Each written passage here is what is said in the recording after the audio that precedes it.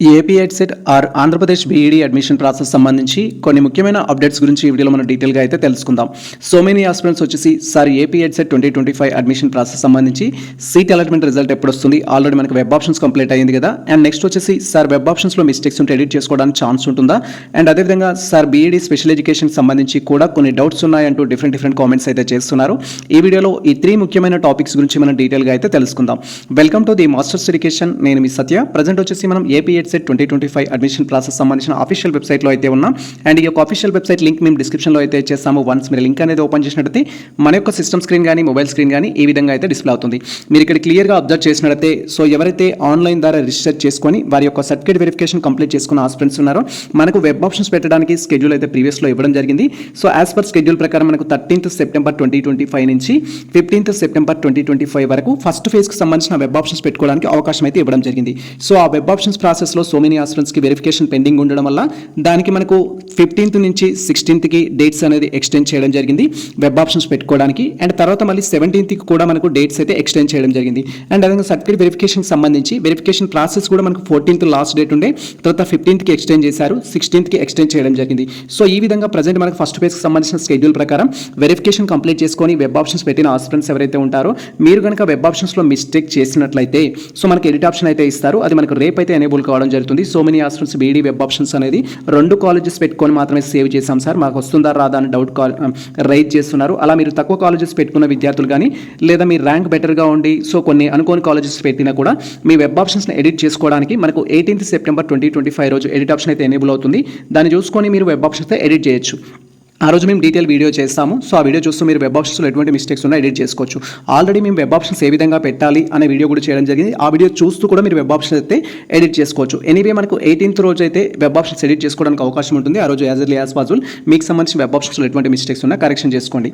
And ఆ తర్వాత web options సంబంధించిన కరెక్షన్ చేసుకున్న తర్వాత సీట్ అలాట్మెంట్ రిజల్ట్ ఎప్పుడు వస్తుంది సార్ అని మీరు క్వైరీ చేసినట్లయితే మనకు సంబంధించి ఏపీ ఎడ్సెట్ యొక్క బీఈడీ సీట్ అలాట్మెంట్ మీకు ఏ కాలేజ్లో సీట్ వచ్చింది అనేది మనకు 20 సెప్టెంబర్ 2025 రోజు అయితే తెలుస్తుంది. యాజ్ పర్ ప్రజెంట్ స్కెడ్యూల్ ప్రకారం కొన్నిసార్లు డేట్స్ ఎక్స్టెండ్ చేశారు కాబట్టి ఈ స్కెడ్యూల్ కూడా రివైజ్డ్ చేయడానికి ఛాన్స్ ఉంటుంది.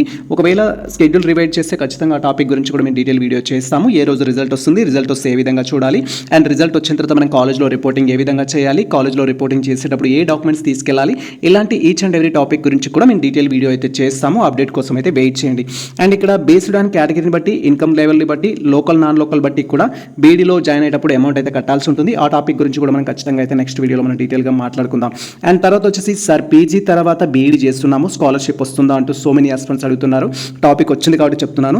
సో ఎవరైతే పీజీ ఆఫ్టర్ బీఈడీ చేస్తున్న ఆస్పిరెంట్స్ ఉన్నారు, పీజీ ఆఫ్టర్ బీఎడ్లో జాయిన్ అవుతున్న aspirants, so as per scholarships rule ప్రకారం పీజీ చేసిన తర్వాత బీఈడీ చేస్తే మాత్రం స్కాలర్షిప్ రాదు. ఈవెన్ తెలంగాణ అయినా ఆంధ్రప్రదేశ్ అయినా సేమ్ రూల్ అయితే ఉంటుంది. మీకు ఆ యొక్క ఇన్స్ట్రక్షన్స్లో అయితే ఇస్తారు. బట్ మా యొక్క పర్సనల్ ఎక్స్పీరియన్స్ ప్రకారం మీరు తెలంగాణ స్టూడెంట్స్ అయినా ఆంధ్రప్రదేశ్ స్టూడెంట్స్ అయినా అడ్మిషన్ అనేది త్రూది ఏ విధంగా తీసుకోవాలంటే మీరు కన్వీనర్ కోటాలనే తీసుకోండి. అంటే ఎంట్రన్స్ టెస్ట్ రాసి అడ్మిషన్ తీసుకోండి. పీజీ కంప్లీట్ అయినా కూడా మీ దగ్గర ఇన్కమ్ సర్టిఫికేట్ ఉండి మీరు రియంబర్స్మెంట్కి ఎలిజిబుల్ అయితే ఫర్దర్గా మీరు అప్లికేషన్ చేసుకోవాల్సి ఉంటుంది. అప్లికేషన్ చేసుకుంటే మీ యొక్క అప్లికేషన్ కనుక యాక్సెప్ట్ అయితే స్కాలర్షిప్ వస్తుంది. తెలంగాణలో అయితే ఆ విధంగా బీఈడీ కంప్లీట్ చేసి పీజీ చేస్తున్న స్టూడెంట్స్ ఎవరైతే ఉన్నారో వారు స్కాలర్షిప్ అప్లై చేసుకోవడం జరిగింది. అప్లై చేసుకుంటే రావడం కూడా జరిగింది. సో ఏపీలో కూడా మీరు ఏం చేయాలి అంటే ఇప్పుడు కన్వీనర్ కోట ద్వారా జాయిన్ అవుతారు కాబట్టి జాయిన్ అయిన తర్వాత బీఈడీ స్కాలర్షిప్ అప్లై చేసుకోవాలి.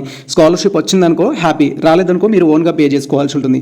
ఇప్పుడు ఎలాగో బీఈడీ ఆఫ్టర్ పీజీ చేస్తే స్కాలర్షిప్ రాదు అని మీకు ఒక క్లారిటీ ఉంది కాబట్టి ఎలా అయినా మీరు పే చేయాల్సి వస్తుంది. సో అడ్మిషన్ ఏదో కన్వీనర్ కోటాలో ట్రై చేస్తే స్కాలర్షిప్ వచ్చిందనుకోండి, సో 0 అమౌంట్ తోటి మీ యొక్క కోర్స్ కంప్లీట్ చేసుకోవడానికి ఛాన్స్ ఉంటుంది. నా సజెషన్ వచ్చేసి సో మీరు కన్వీనర్ కోట ద్వారానే జాయిన్ అవ్వండి, మేనేజ్మెంట్ అయితే ట్రై చేయకండి. బట్ ఒకవేళ మీరు ట్రై చేస్తారంటే లో ఫీలో మాట్లాడుకొని ట్రై చేయాల్సి ఉంటుంది. కాలేజ్ ఫీ కంటే తక్కువ ఫీలో ఇస్తామంటే మీరు మాట్లాడుకొని జాయిన్ అవ్వండి. సో ఇది మనకు పీజీ ఆఫ్టర్ బీఎడ్కి సంబంధించి అయితే మ్యాక్సిమం అయితే సో తెలంగాణలో స్కాలర్షిప్ వస్తుంది. ఏపీకి సంబంధించి కూడా మనం ప్రీవియస్లో ఎవరైనా కంప్లీట్ చేసిన స్టూడెంట్స్ ఉంటే వారి డేటా కలెక్ట్ చేసిన తర్వాత మీకు నేను క్లారిటీ ఇస్తాను.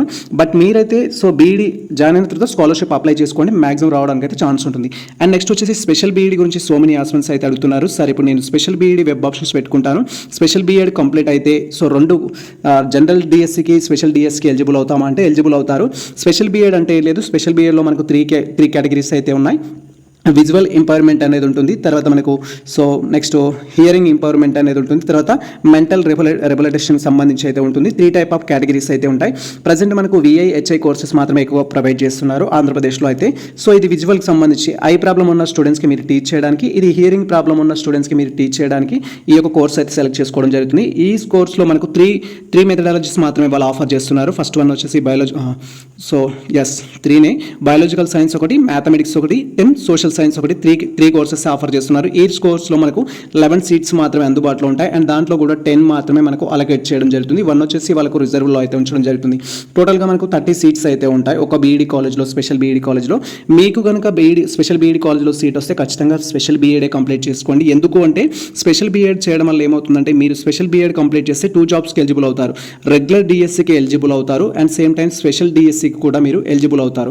అదే ఓన్లీ బీఎడ్ చేశారనుకోండి, మన యొక్క రెగ్యులర్ స్కూల్స్లో మాత్రమే ఎలిజిబుల్ అవుతాం, స్పెషల్స్కి ఎలిజిబుల్ కాము. కాబట్టి 2 బెనిఫిట్స్ ఉన్నాయి. కాబట్టి మీరు స్పెషల్ బీఎడ్ వెబ్ ఆప్షన్స్ పెట్టుకోండి. మనకి వెబ్ ఆప్షన్స్లో ఎడిట్ ఆప్షన్ ఉంటుంది కాబట్టి, సో మనకి ఏ రోజు ఇచ్చారు మనకి వెబ్ ఆప్షన్స్ ఎడిట్ ఆప్షన్ అంటే 18th రోజు అయితే ఇవ్వడం జరిగింది. 18th రోజు వెబ్ ఆప్షన్స్ ఎడిట్ చేసుకోవడానికి అవకాశం అయితే ఉంది. ఆ రోజు వెబ్ ఆప్షన్స్ ఎడిట్ చేసుకోండి. ఇది ప్రజెంట్ మనకు సంబంధించి కొన్ని ముఖ్యమైన అప్డేట్స్ అయితే. అండ్ ఇప్పటికీ మీ యొక్క సర్టిఫికేట్ వెరిఫికేషన్ కంప్లీట్ అవ్వకపోతే ఒకసారి మన వెబ్సైట్లో ఉన్న హెల్ప్ లైన్ నెంబర్కి కాల్ చేయండి, వాళ్ళు రెస్పాండ్ అవుతారు, మీ ప్రాబ్లమ్స్ సాల్వ్ చేయడం జరుగుతుంది.